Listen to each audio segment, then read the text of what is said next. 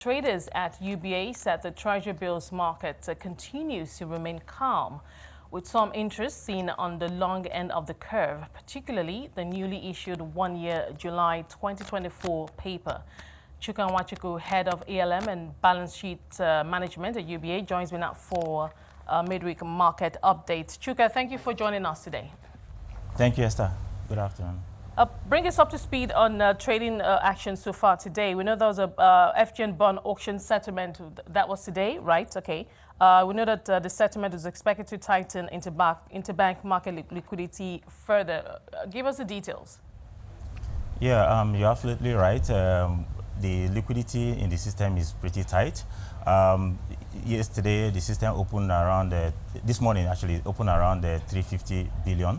But of course, like you said, there's a bond settlement today, which will take out over 434 billion. So that will obviously leave the system, leave the system in deficit. I mean, deficit about 140 billion. So that's actually has impacted the liquidity market. We've seen rates today go as high as 25%, and this will continue, going into the end of the week, because we really don't have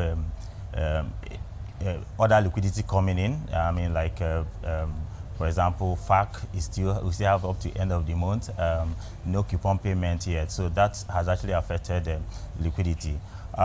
If I might go to the bond auction, right. On Monday there was a bond auction of 360 billion was on offer, and then well over 434 billion was sold across 4 maturities of 2029, 2033, 2038, and then 2053. We saw well over between 110 basis point movement in rate to 140 movement. For example, on the shorter end, we saw the 2029 open at, close at 16%.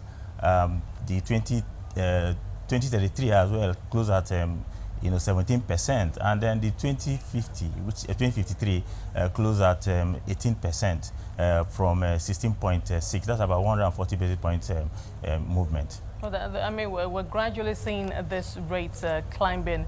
Can we expect, in terms of foreign investor or more funds coming into the fixed income market, seeing the yields climbing higher?